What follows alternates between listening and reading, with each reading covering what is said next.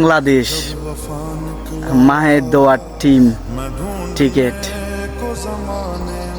তোমাদেরকে নিয়ে কি বলবো, মানে ইজি ম্যাচ, জিতার ম্যাচ, তোমরা হেরে যাচ্ছ। তোমাদেরকে নিয়ে কি বলবো, বলার কোনো ভাষা নাই। আসলে মানে জায়গা খাইলেও অতটুকু কষ্ট হয় না। তোমরা মায়ের দোয়ার টিম বাংলাদেশ টিকেট, তোমরা যে কষ্ট দিচ্ছ আমাদেরকে, মানে বলার বাইরে। যে মানুষটা সকাল 10টা 11টা ছাড়া ঘুম থেকে ওঠে না, সে মানুষটা তোমাদের খেলা দেখার জন্য সকাল 6টা বাজে উঠে যায় মানুষ আলাহন্দে, তোমাদের খেলা দেখার জন্য, তোমাদের এইসব নাটক দেখার জন্য।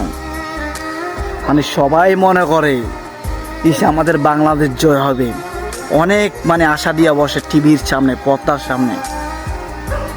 কিন্তু তোমরা এমন এমন বুকের ভিতর আগুন জ্বালিয়ে দাও, মানে স্বপ্নটা ভেঙে যায়। আজকে ইজি ম্যাচটা তোমাদের জিতা ম্যাচ, তোমরা হেরে যাচ্ছ। তোমরা কি শেষ পর্যন্ত তাসকিন, মানে তাসকিন তুমি, তোমার কি সেটা কি একটু, তোমার কি দায়িত্ব ছিল না? একটু দায়িত্ব ছিল না তোমার? দেখতেছো 8টা উইকেট হয়ে গেছে, 8টা উইকেট হয়ে গেছে। তোমার একটু, তোমরা যদি এক লাস্টে 6 ওভার বাকি ছিল, 1 রান করে নিতাম। 5 উইকেট হয়ে গেছে।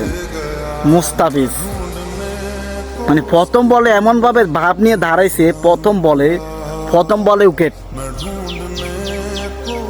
প্রথম বলে উইকেট। তোমাদেরকে নিয়ে কি বলবো, তোমরা আবার বিশ্বকাপ খেলবা, ভাষা নাই, বুঝছো? সমস্যা নাই, সোজা আবার বাংলাদেশে চলে আসো, মোদি আসে হুতি যাও, বুঝছো? মুতিয়ায় হুতি যাও, সোজা চলে আসো, আর খেলতেও না। তোমাদের দ্বারা বিশ্বকাপ খেলতেও না।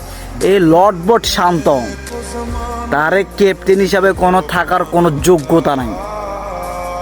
ক্যাপ্টেন হিসাবে তার মাঠ থেকে জোতারিয়া ফিরাইয়া তারা বার করেন।